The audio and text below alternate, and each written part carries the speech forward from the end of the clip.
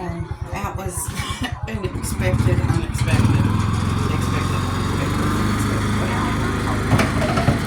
break. And that's why you see there are things going on. Alright. There are things going on. And what do I do about things? Well, it's just life. It's just life. We have parents that are struggling, not just to make ends meet, but child care and everything during the pandemic it just became such a problem. And sorry about the noise. It happens. It happens. And I'm going to put this one in here and let it soak a little. Like I was saying, I'm trying to make this as easy on me. You see this happens?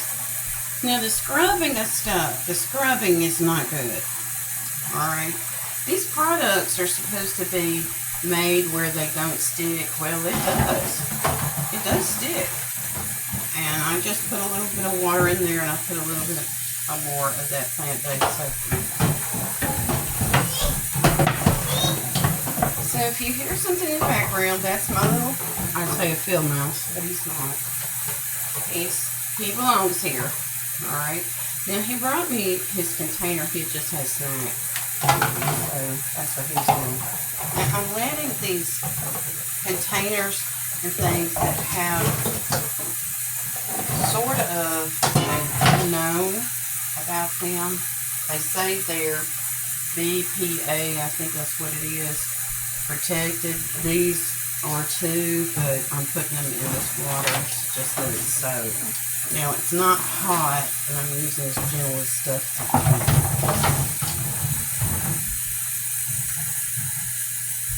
Alright. Now what do I do about all this over here? This needs to be washed too. Now we do periodically put that in the dishwasher. And if I need it quickly, I just wash it here at the sink. But back to the thing.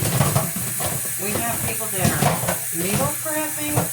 And even these things right here. People are needing to use syringes and without any kind of needle to it, but it's to give children their accurate dosages on medication. So like vitamins or whatever. So, but back to this. This right here, it says it's microwave and oven safe, but it also can go in the freezer. That's what they said. So what I'm doing right now is proving that some of this stuff just really doesn't need to be doing all that. It really doesn't. I think they're using cheaper products and they're not lasting. It's not as thick, so it's not as temperature resistant. It doesn't flex like it needs to, and yeah, it cracks. A lot of it cracks. So I'm not too happy with that product. I didn't buy it, but I'm not too happy with that product. So am I doing a product review? Not right now. But I want to let you know too that I am going to empty some of this water out because I'm about to add some more because I have let some of this stuff soak and I don't want it to overflow. So I do a lot of tests on stuff, and when it comes to products, some of these things have not been tested like they should have, and they're coming up with diagnostics that are saying, hey, that causes cancer. Hey, that's not food safe. Or it's not for long-term use. That is for temporary use only. Now, after soaking this stainless container in that water, I really basically just had to rinse it. And I rinsed that with pretty warm water. Now, I've got a little visitor in here, and he likes the dishwasher. He doesn't get to play with the dishwasher, but he likes it. He likes to catch you with it open. Some people say, well, why in the world would you allow that child in the kitchen? You know, I've talked to... You want to tell him good morning? He's got the bunny hop down really good, so he likes hopping. He's learned to do hopscotch, by the way. And then I've rinsed this one. Soaked it, rinsed it, and now it's ready to over here to dry. I know I seem to be kind of cheap. I'm frugal. I'm very frugal. And this has been sitting, and it's going to go on the end down here that I had where the spoon is. So it's been sitting. Now that container that had the baked good in it, I don't like using a lot of strength on that because I just, well, I'm taking my glove here and it's actually coming loose, but it's still going to need some more soaking. So I think what's going to happen with it is empty this, and if you hear anything in the background, he's wanting to show you guys that he is playing one of his books, has sounds to it. He's very entertaining. He entertains himself real well, and I spend a lot of time with him, so do his parents. So I don't want to expose him to strangers, so he is going to be just hanging out with us right now. I'm watching him. He's playing. What are you going to do now? You fancy to play? You need some water? Not here. He's so funny. He's got such a huge vocabulary. So he's 2 now, and he has a huge vocabulary.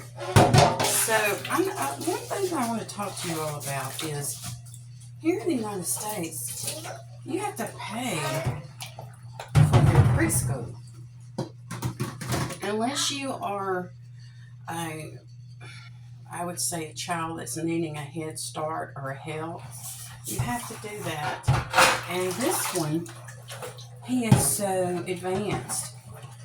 And I had to pay for preschool for my children. They did not go to free preschool or get any help for preschool. Being an educator that I have been, and like I said, I have a soulmate, and Gary, he's wanting water, you guys, so I gotta get him some water. This is something we're learning to use. He's got these little cups that he's learning to use a cup himself. I'm trying to keep him out of the camera, but he's just adorable. Okay, we're gonna get some water.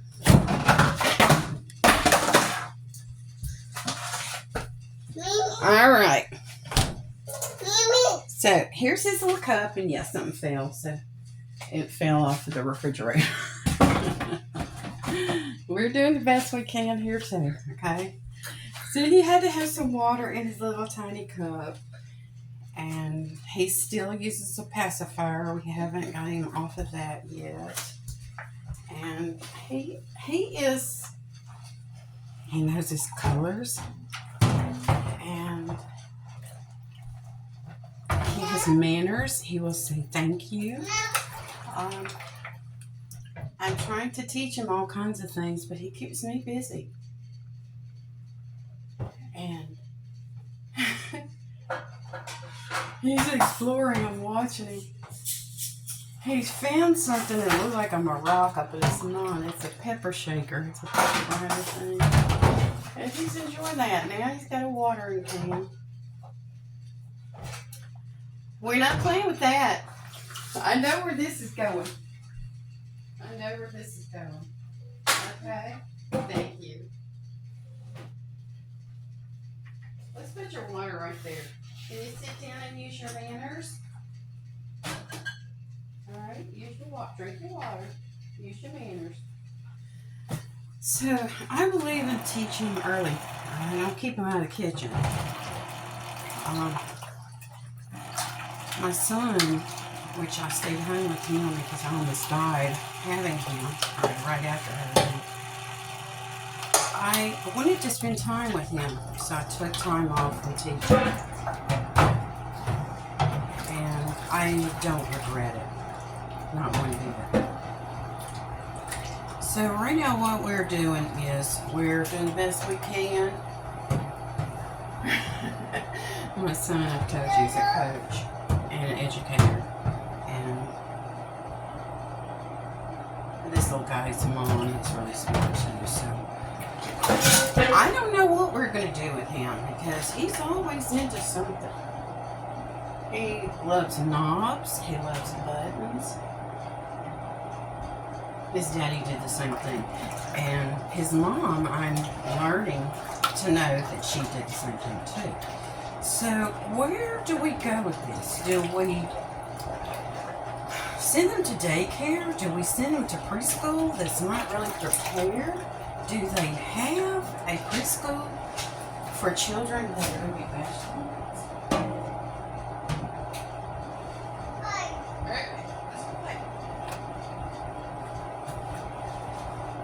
What do you do with children and grandchildren that are so smart and they're bored? You're bored when it comes to doing regular things like a 2-year-old's not supposed to know its colors. We're actually potty training. And we have a reward system that uses his colors to let him know that, hey, that's great, we did that. Now what color is that? And he is potty training. So he's learning boundaries, he's learning manners, etiquette. We sit down at the table and drink our water. We don't destroy other people's stuff. He's just learned a lot of stuff. And not all educators approach child rearing like this. Some of them do things like let the child just do whatever they want to do. And they're like, oh, that's a teacher's child? Now this pan is not coming out clean. I'm using a little more energy than I want to use on it. So I'm putting it back over here. He will have more time alone. The pan.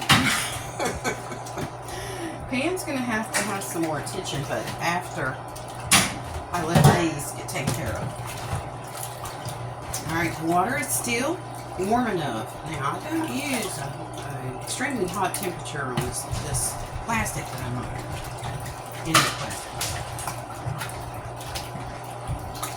I use on my ears and my eyes. I know where he's at. He has toys. He has all kinds of things. He has entertainment. Now, back to what are we going to do with him?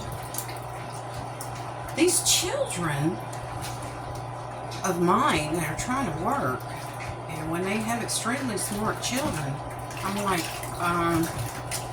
he's going to dismantle the chair that they just told him to sit in.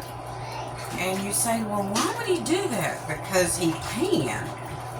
They can dismantle things, take it apart. One of my actually my first grandchild, he was so good at building. He was also good at tearing things apart. And I was like, that was not supposed to be able to come apart. And I watched him. I said, did you show me what you just did? How'd you do that?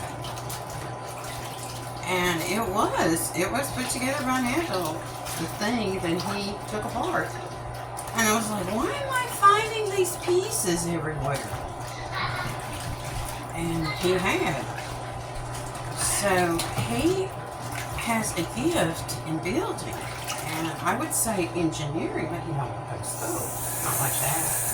He don't want to go to school forever. He would like to, he's already written a book. He wrote his first book at 6 years old. And And that's pretty cool. It was already been published. I told you, printing companies, not a big deal.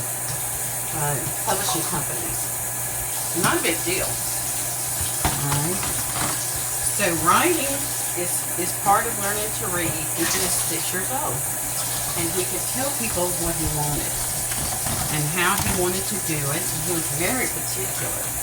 I got him exposed to doing that kind of thing when he was, I think, 3 or so, I think. He would just come over to visit. And I was like, hey, let's play. So when we played, we learned. And that's what this was doing. Now, my son asked me, he said, Mom, what do you think about, and that's the ice machine over there. What do you think about children having to be told everything to do? And I said, son, I didn't raise you that way. Nor did I raise your sisters that way. And there's lots of ways to learn and ways to teach. And I said, you've got to figure out what you want, out of your child rearing experience. They're saying they're not going to have any more children.